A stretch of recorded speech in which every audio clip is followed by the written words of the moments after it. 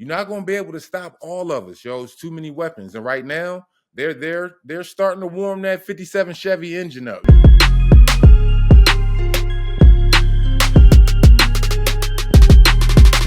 We like to lead off the show with a moment in time where we go back and discuss one of Rasheed's most famous moments throughout his career. And while the first one we did was one of the more popular and it was on the court, I thought we might go off the court this time and go back to December 24th, 2006. What do you think happened on that day, Rasheed? That was probably I think that might have been the day before we played San Antonio. Okay. I think we played San Antonio on Christmas. Mm-hmm. There was a video that got released on this day, Christmas Eve. I already know which one you're talking about. Dashing through the snow on a one-horse open sleigh. Over the fields we go, laughing all the way. Hey. Bells on bobtails ring, making spirits bright. What it is to ride and sing and sing on song tonight. Hey. Jingle bells, jingle all the way. Oh, what fun it is to ride a one-horse open sleigh. Hey, jingle bells, jingle all the way. Hilarious. Who came up with the remix sheet that's coming up here, by the way? Was that just improv or was that pre-planned? Oh no, that was all improv right there. Because they were like, well, you guys just have fun with it. So it was myself, it was Jason, it was Will, and it was Amir. So they were like, are you with the rookies? I'm like, all right, I go with the rookies. They are my guys. So we up there doing it. And, at first they was like, yo, liven it up a little bit. My rookies were just like, jingle. I'm like, look, if we do this now, do it lively, it only take 1 or 2 takes, then we can get out of here and get back to the court. So it's like, all right. So, we all jingle bells. So everybody dancing. And then that's when I just came out of nowhere like, remix. And oh man, it was hilarious, bro. We had fun with it. That was the biggest thing. We had fun with it. And the Detroit fans liked it. My kids liked it. That was hilarious. And like you said, it comes up every year at this same time. I get at least 5 or 6 hits, no matter if it's on Instagram or somebody know me personally, text me or call me. Oh, I see that joint every year. But it was all in good fun though.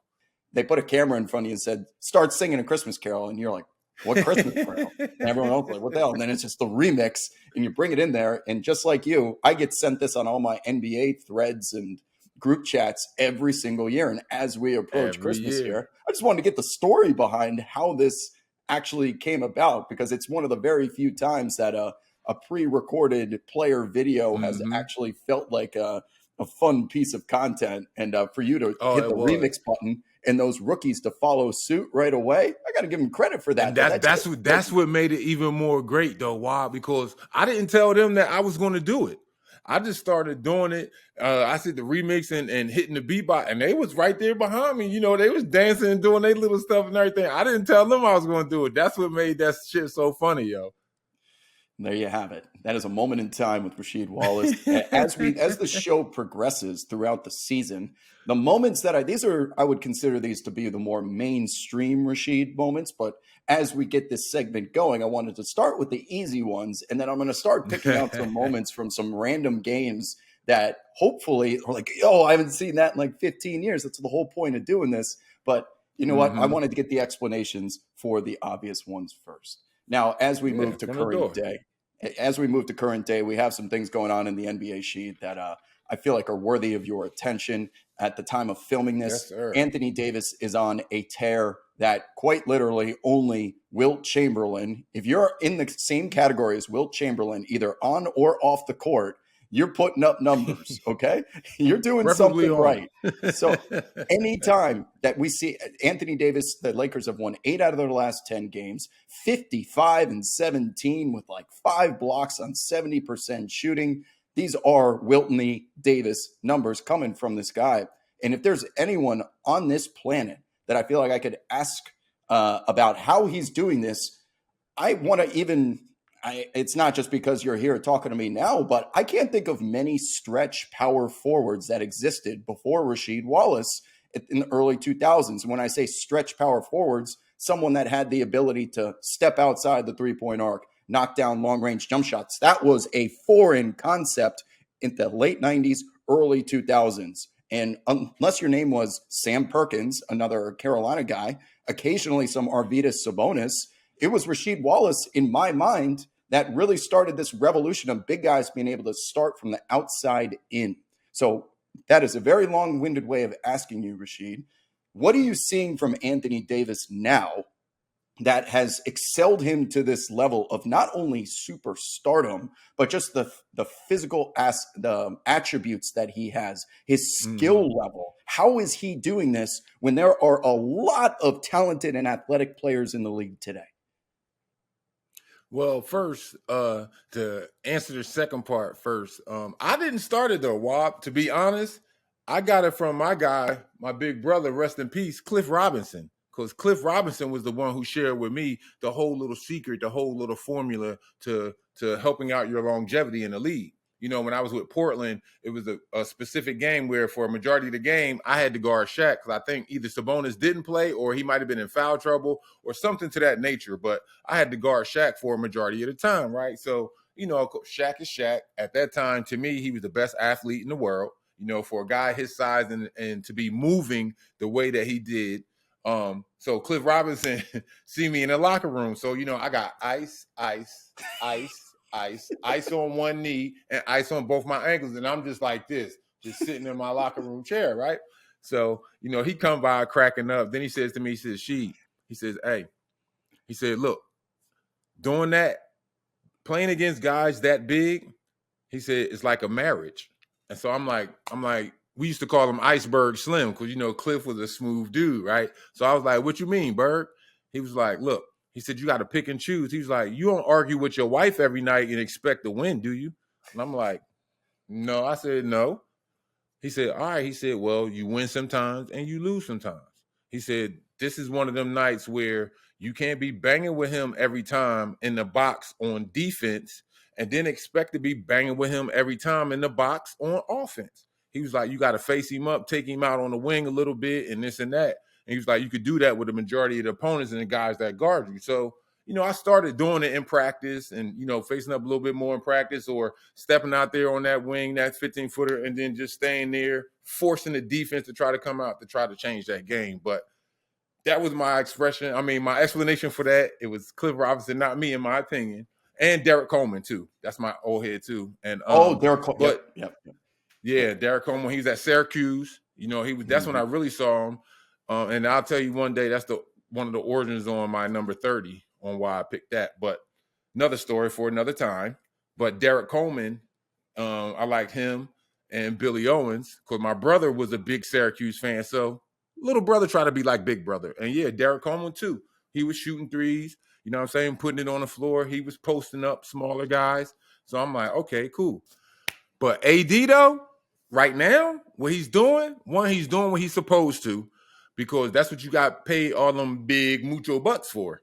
But second, what makes it look good is right now at this point, he's carrying that team. And with him being a good player, you playing with Bron, you playing with Westbrook. And right now, those three guys offensively can carry that team. So throughout the season, it's, you know, you go with who's hot. So right now in the beginning of the season, they first like maybe 6 games, you know, they getting the summertime rust off and this and that. But now, okay, they're starting to get into the flow of things. They're starting to trust one another. They're starting to be behind one another. So now AD is running the floor a little bit more. You know what I'm saying? He's catching a lot more lobs. He's penetrating, holding off. The offensive guy is penetrating the lane. And he's making AD man step forward. Hey, throw the lob, hit the bounce pass. He's doing what he's supposed to do. He's carrying the team right now. Then when he cools off, then maybe it could be Westbrook. And then it could be Bron. You know what I'm saying? It's an ongoing cycle with that when you're dealing with those big name stars that's playing on these teams. You know, it's almost like a pick your poison. That's one of the things we always loved in Detroit. You know, who you going to stop tonight? You want to try to stop me? No problem. Well, then Chauncey going to have 30, or Rip going to have 30, or Tay. You know what I'm saying? You're not going to be able to stop all of us, yo. It's too many weapons. And right now, they're starting to warm that 57 Chevy engine up. You know, they're all veteran players. None of them are spring chickens. So that 57 Chevy's starting to warm up a little bit, man. And they're going to be a good team. They're going to be a good team. Let's talk about another team that's surging right now, but has been surging since the beginning of the season, and that's the Boston Celtics, who the compliment that I can give Boston, Sheed, is that I almost don't even care what they do in the regular season because they're so good that I just am going to assume that they're going to be there in May. So I'm going to ask you this question, like an Al Horford or a Grant Williams, are you on this Celtics team? Al Horford being this multi-decade veteran at this point is still super efficient and super important and vital on both sides of the ball, the same way that you were. Yep. Like, I don't know if Paul Pierce and KG are at that level without a big man that had the ability to stretch the floor at that point in the evolution of basketball. So I just want to ask you what you see the parallels from this current Boston Celtics team to when you played for the Celtics that made that finals run. I would say they're probably as a team unit, they're probably more of a better shooting team. But no, what we did well when I joined them, because it was their team, and I actually came into the Celtics knowing that. You know, I didn't go to Boston thinking that, all right, I'm the shit, I'm the man. Yeah, I was with Detroit and, you know, this and that. Nah. First of all, to me, the one guy, if I'm out there, and the only way I'm taking the last shot is if he passes it to me. But other than that, Paul Pierce was the one taking the last shot, to me, in my opinion. Because, one, he was there the longest, so you got to respect Cap for that, right? And then, you know, it went down the line. Okay, Ray was here, and then KG was here. So, to me, you know, I knew it was a pecking order, which I didn't mind. You know, that's all part of being in the business, being a veteran of that business. So, to go out there and just to help those guys, okay, now – not saying that Perk wasn't doing a good job because they won a championship with Perk at the 5. So not saying that he wasn't doing a good job, but I guess it was all part of that going into that, that revolution of small ball, where you can have that center who can shoot that 3. So, you know, I was lifted a lot or in the corner a lot, which opened the floor up for Paul, for Ray, for KG, you know, to do their thing. And of course, that was the bulk of the team that carried us. You know, I figured, or I thought it was myself, Marquise Daniels, and Eddie House, and my man Tony Allen. You know, hey, we was out there, Big Baby. We was there to support them. You know, we knew that they were the quote unquote, I hate to say it, the big 3, and it all went to them. And then, you know, you had a killer point guard with Rondo. It was a nice team that we had, and yeah, those guys with the way that it all went down, we know they was taking the last shot. But here's the thing, as I said a minute ago, it's pick your poison. So if you think that, okay, well, I'm guarding Paul, I ain't letting him get no shot off. We're going to double team him if he get the ball. Well, damn, you leaving Ray open? Really? Mm-hmm. You going to leave KG open? You know what I'm saying? He can knock down that good 18-footer, not necessarily a 3, but a big bucket or a big tip or post up from him. Like, pick your poison. And then with myself and Eddie House being out there on the floor with them at that time, all right, now, shit, who you going to guard? Because now everybody out here on this floor can shoot that 3. And, you know, it was all part of when that small ball era started to come along and that quote unquote, as you said earlier, that stretch 4, all of that. But no, that was a good team, though. You know, that was a professional team. Guys were professional in the locker room, despite a lot of what, you know, people were saying about, they don't like each other, this and that, da-da-da-da-da. Well, if they didn't like each other, I couldn't tell because I seen them every day. You know, we did a whole lot of functions together, but if they didn't like each other, shit, I couldn't tell. So was it easy for you to embrace the role? And again, the parallels here were with Al Horford, who was also a national champion at the University of Florida, someone who has been a very important piece of every team that he's been on for almost 2 decades. And while he hasn't won an NBA championship, similar to Rasheed Wallace with the Detroit Pistons, he's still that veteran. Is it easy at this point in your career to kind of, all right, I'll take the back seat and just do what I'm needed because there are more at their peak stars and go-to guys on this team? Or am I making it sound easier than it is? Carmelo Anthony's of the world, Russell Westbrook's of the world, that at least the public eye, it seems like, have taken some time to adjust, even as veterans towards the end of their careers on teams and embracing that new role. So was it easy for you to embrace that role at that point? And is it easy for Al? I think it was easy for me to embrace that role because I never really considered myself to be the man on any team. I always came with the whole team concept. So I'm looking at what Al is doing now. One, if I'm the opposing team, you gotta respect him at the 5. You can't just leave him open like, all right, here go the old dude, he ain't shit, this and that. Who's gonna come up with a big rebound? Al. Who's gonna come up with a big 12-footer jump shot baseline? Al. Who's gonna, come up with a big stop? Because it ain't like you just gonna run through him.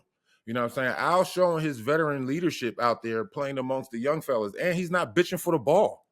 You know what I'm saying? He's like, all right, if I get this ball, I get it. If I get this ball on the pick and roll, I get it. If I don't, then shit, I ain't bitching. I'm going to go to the board.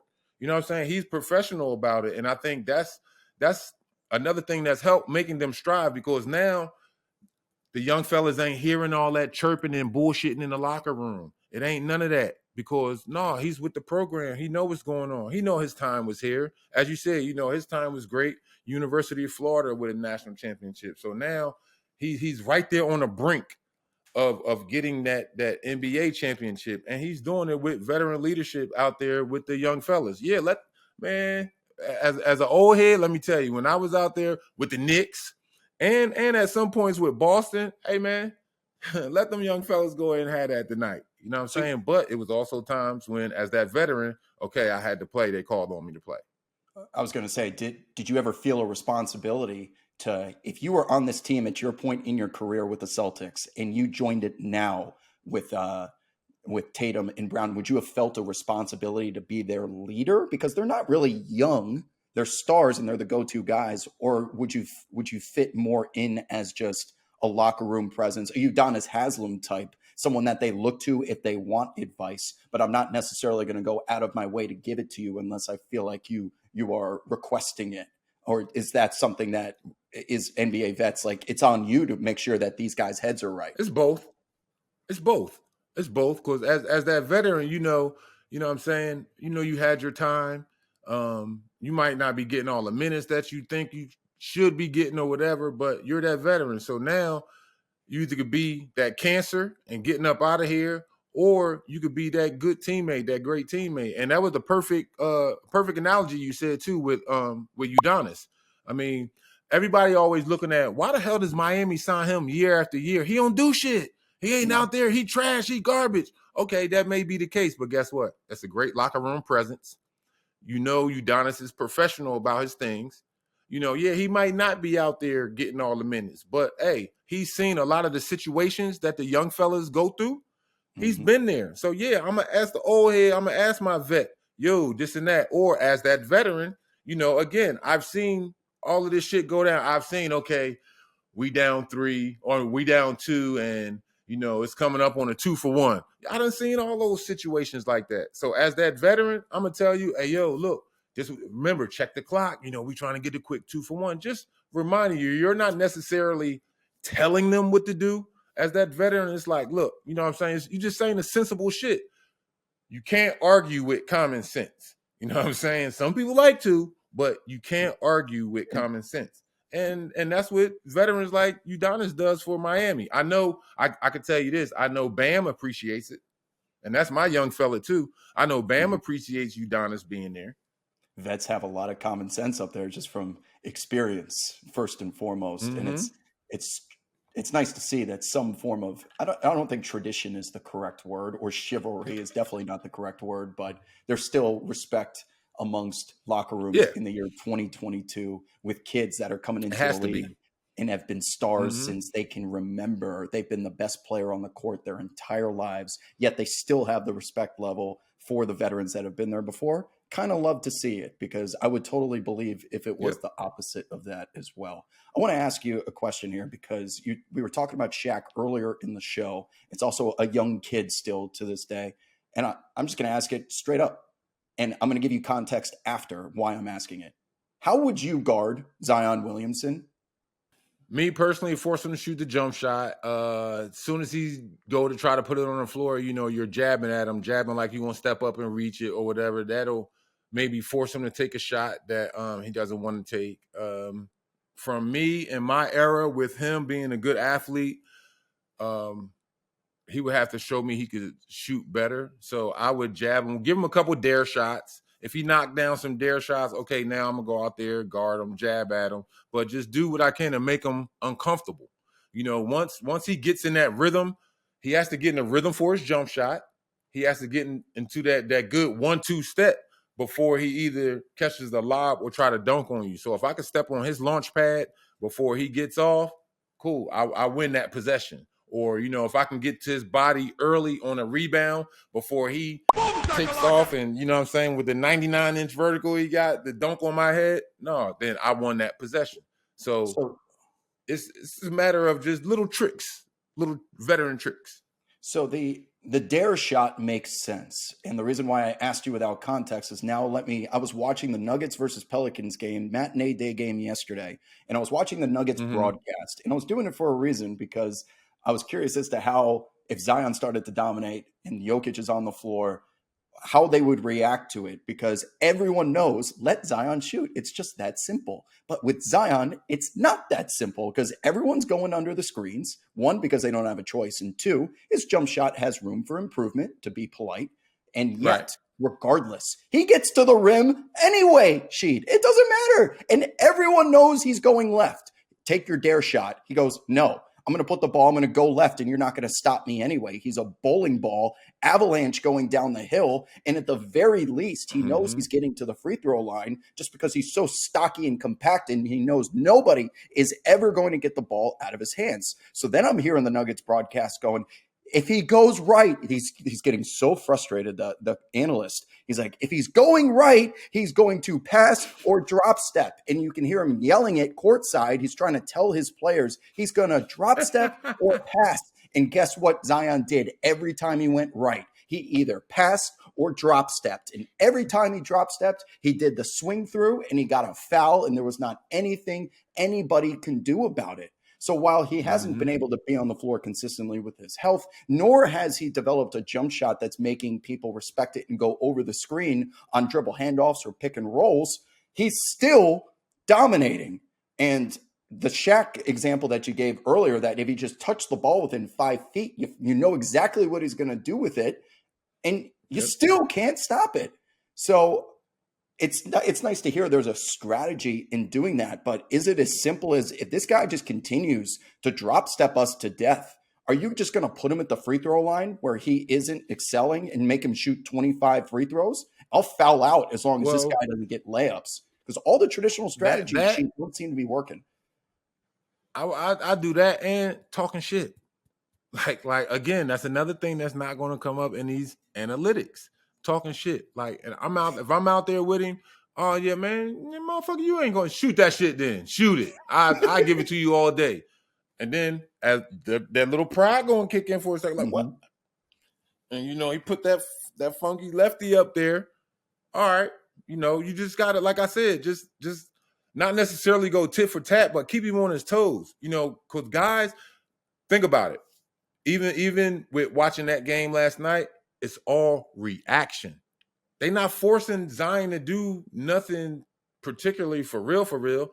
The defense is reacting to what he do instead of the defense forcing him what they want to do. Like you were saying, the announcer's screaming his lungs out, send him right.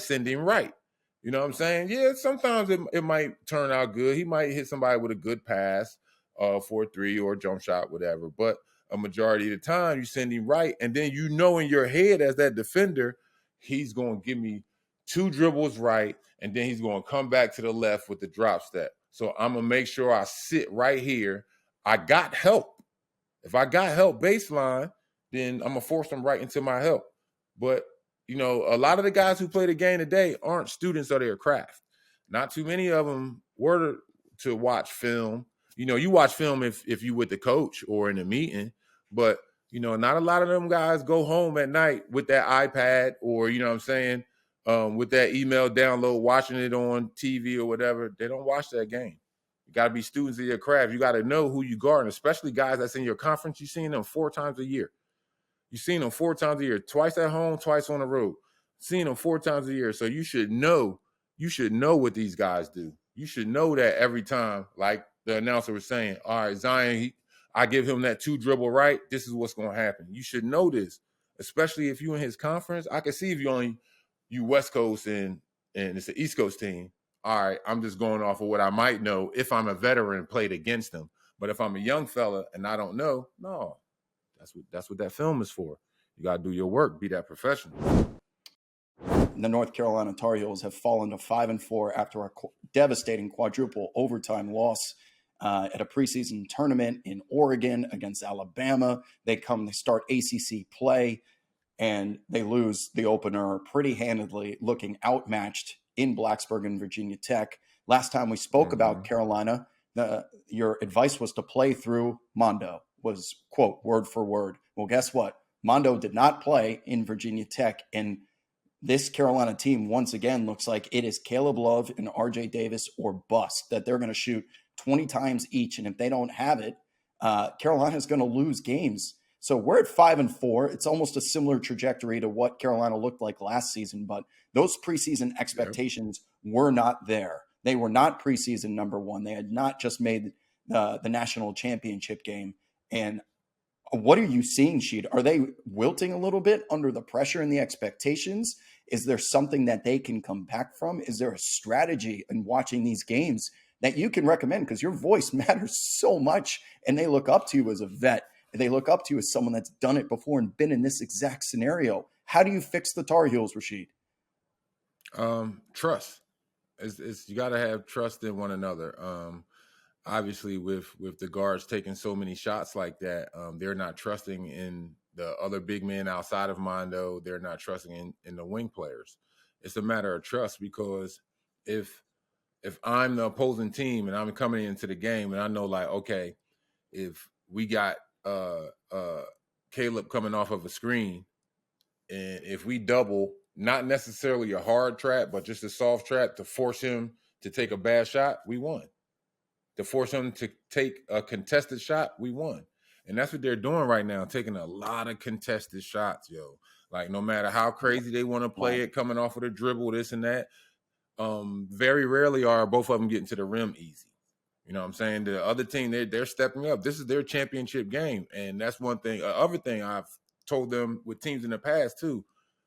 When teams play Carolina, that's their championship game, because that's what they set their mark on, to be able to be like, yo, we beat Carolina in the Ding Dome, or we beat Carolina in a tournament.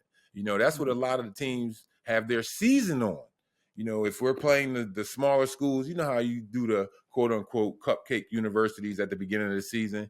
Well, we've seen over the last, like, maybe 4 or 5 years, them small cupcake teams upset some of them big teams. Yo, and that made that particular player, team, coach, whatever, that advanced them.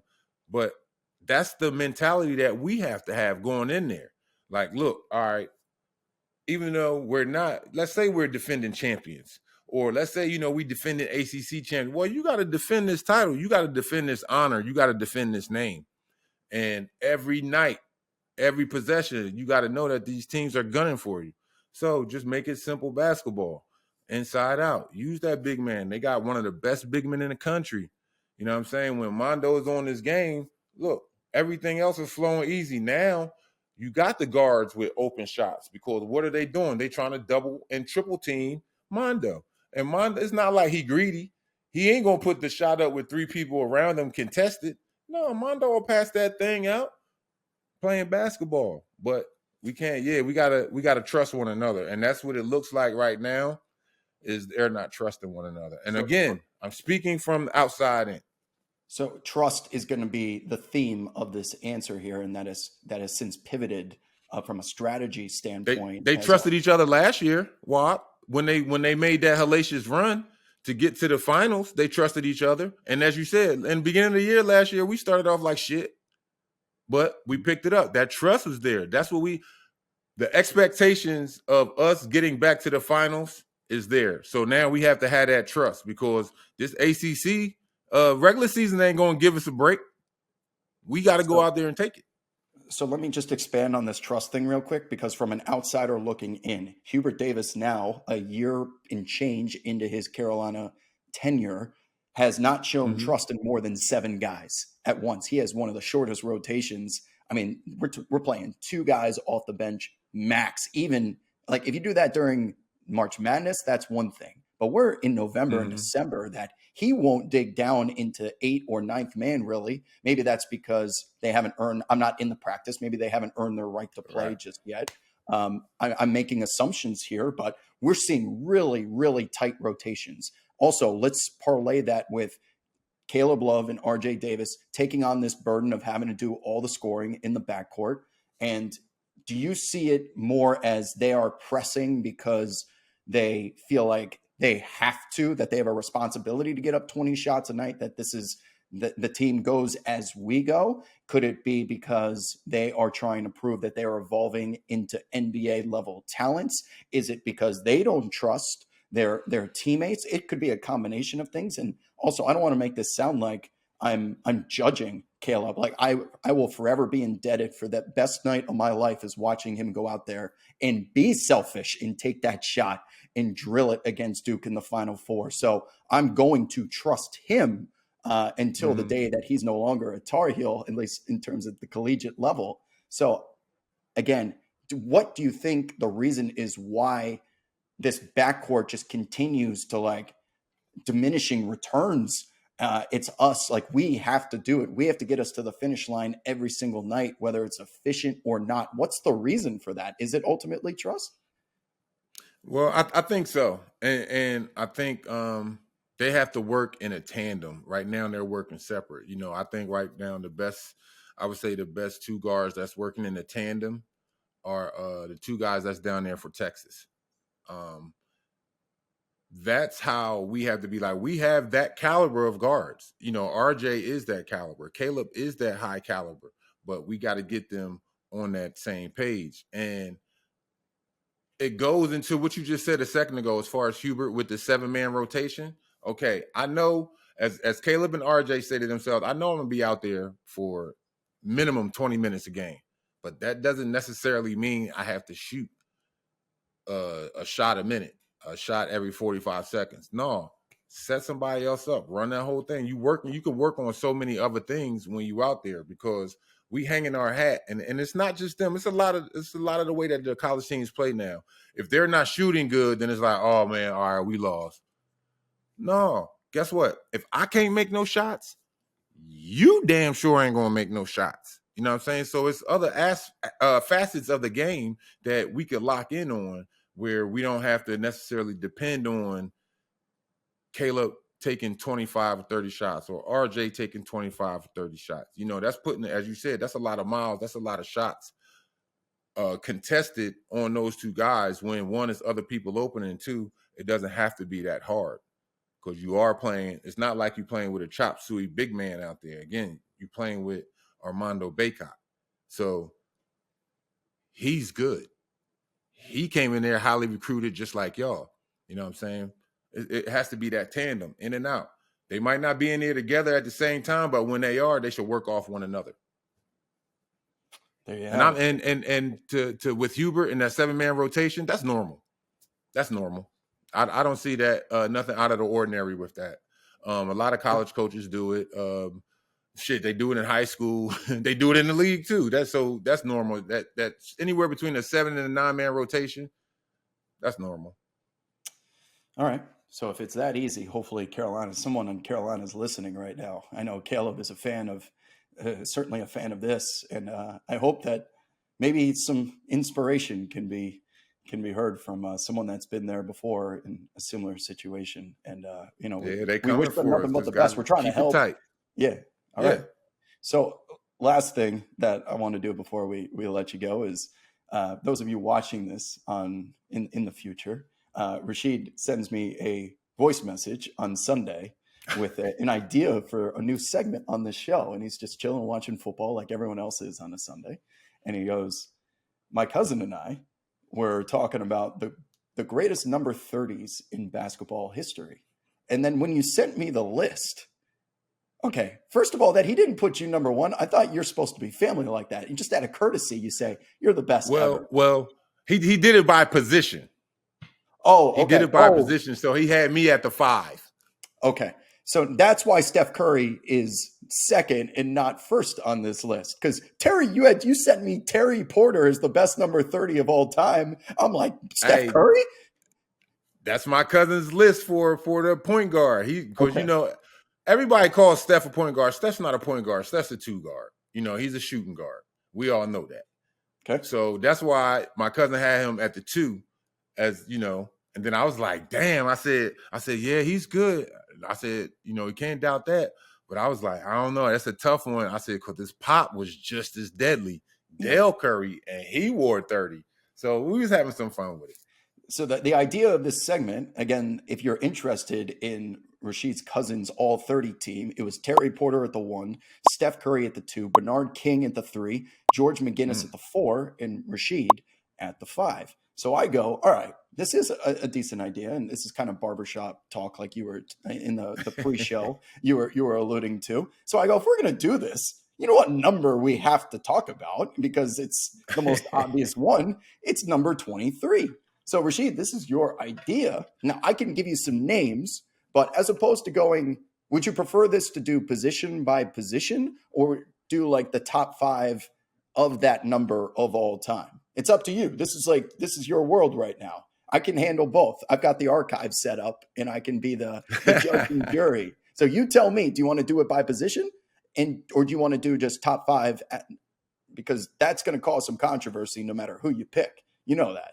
It's easy. If we do it by position, definitely. You can say Jordan's at the 2, LeBron's at the 3, but that doesn't make for good content.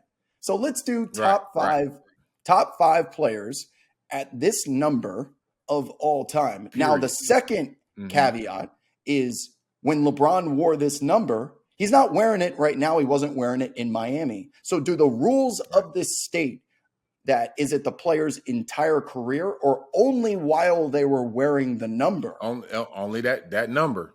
Okay, that changes. If he wore 23 his whole career, then boom. But he wore 23 for what?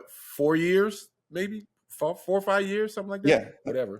More than that, a little bit more than that. But all right, so this should make it rather easy then, because LeBron wore number 6 in Miami. He's wearing number 6 in LA. Give me your list. Yeah, when we get to number 6, he could be on that list too. Okay. All right. So these are the rules of the segment here. So without further ado, off the top of your head, and I can give you some names to help the conversation, but can you give me your top 5 players in NBA history that have worn the number 23 in your explanation? Me personally, no. I can't go outside of Bron and Jordan, who wore the number 23. That was a significant player. Anthony Davis. Not nobody that was Anthony just Davis on New Orleans. Lou Hudson. On New Orleans, he wore number 23. Lou Hudson in Atlanta. Calvin Murphy in Houston. What about the Pistons? Your man Mark. Mark Aguirre. No, I thought Mark was 22. He was 23? 23. Ooh, Mark Aguirre. Yeah, Draymond Green. You know what I'm saying? And you're telling me this. Yeah, I knew young fella was 23. Okay, so I've given you some names. Give me your list. You wanted to do this. I'm gonna put you on the spot now. This is your fault.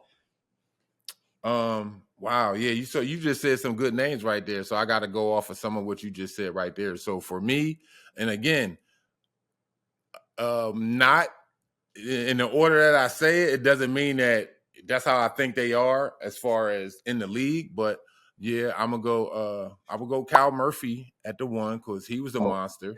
I would go Mike 2. I would go Bron 3. I would go Mark Aguirre at the 4 over Draymond. Mark had a little bit more. He gave me more on offense. Now Dre's a better rebounder, but Mark gave me more on offense, and he gave both of them got the toughness. But Mark gonna give me some jump shots, and he had post up game. You know what I'm saying? Dre, they're not running no plays for Dre. They running plays for Mark. But it's a two-way sport, Sheet. We know what Dre does to a team's defense. True, yeah, he just going to talk shit, push the ball, and, push the ball on a defensive rebound. But on a scouting report, that's what you're going to have Dre doing. You're not going to be sitting there like, all right, Dre been averaging 25 the last 6 or 7 games. No, you ain't. That's not going to be on the scouting report. That could be on the scouting report for Mark McGwire, though. And that's something that you got to focus in on a little bit more. And then I would say at the 5. No, wait. Before you give me the 5, there's a name that I haven't mentioned yet, which is going to cause some thinking on your behalf. So Anthony Davis wore number 23. That was his like rookie number. So it's Pelicans only Anthony Davis or the career of Marcus Camby. Oh, I got to go MC, paper thin. That's my guy. Okay. Now, out of that. Now, granted, AD did win a chip, and Marcus, I think he went to the chip with the Knicks back 99, then when he played with Spreewell. Yeah. Mm-hmm. But MC, that's my guy. Now with that one, over AD? I would take him over AD. Reason being, out of this 23 group, reason being, he was more of a defender. Yeah, Mark, he had a nasty ass windup. That was like a 50-50 ball, but MC going to run the floor. He played with that grit, that gut. He going to block some shots. You know what I'm saying? He going to be that catalyst for you out there on defense. Not saying that AD is not that or can't do that for the Lakers, but with MC, it was just a little bit, to me, it was just a little bit more because I guess I'm going to have to say because of the era that he was doing it in. Sheed, as someone that is entrenched in online culture and NBA Twitter, what people are going to do right now is screen record you saying that Marcus Camby plays more defense than Anthony Davis. All right. So I'm going to give you a chance to save yourself here. And they're going to stop the screen record when I start asking this next question here. So I'm going to give you an opportunity to save yourself because Anthony Davis is quite literally the most valuable defensive player in terms of if you were to take him off the roster right now, what happens to the team's defense? There's not a single player worth more statistically than Anthony Davis himself. And we see with the eye test that supports that in how much he's been dominating at both sides. But you brought up a good point here, and that Marcus Camby was able to be Anthony Davis in an era in which if AD tried to do some of the shit that he's doing now back then in those late 90s and early 2000s, he might have broken. He was not playing 82 games. So the difference between the two is that Marcus Camby was able to do Anthony Davis things when no one really had the ability to, the longevity over a 20 almost year career, it felt like for Camby by the end of it. I almost want you to speak more towards Camby's AD ability in a different era and what separated him from the rest of the field. As I said, it was a little bit more defense. Camby is the better shot blocker. If you look at throughout his career, he probably averaged at least a block and a half or maybe 2 blocks. He's always had that. He's always had success. And if you look at some of the defensive teams that he's been on, that Knicks team, where else he play? I think did he play in Denver? Yeah. He wore 23 on Denver. Denver, and it was one more team MC was at, but he always, and that team was always good on defense. Why? Because MC gonna block that shot or change that shot and grabbing them rebounds. Now, I don't think that players today on the scouting report see AD as a shot blocker. Marcus Camby was a shot blocker in college. Not saying that AD can't block shots, but on that scouting report, he's not labeled as that shot blocker on defense. So, I'm not talking about the offensive attributes because I think the way that it is on offense now, AD definitely gets the ball way more than they was giving the ball to Marcus. So you're going to have to give that category to AD. But with both of them being good defensive players, I tilted again towards Marcus because of his shot blocking ability and the way he affected shots. He changed shots going down there. I think I'm going to like this segment now that we got this type of conversation as a result of it. If we're going to be getting Marcus Camby, Anthony Davis arguments, that is why we're doing this. I'm not interested in LeBron versus Jordan. That's been done 1,000 times. But from someone that's played alongside Marcus Camby, played the same position and can relate to both of these players, that's what separates this show. And that's what Sheed said. So for this episode. And what makes it even more interesting with that is I played against both of them. A lot of the guys that we talk about on this show, I played against them. That's what happens when you have a guy as your co-host that played almost 2 decades in the NBA, is we can talk about all decades and I can form opinions, and whether they're wrong or right, I got the judge and jury right over here to my left. So for those of you watching this in this episode of That's What She Said, I hope you guys enjoyed, and we will see you next time. Love you all.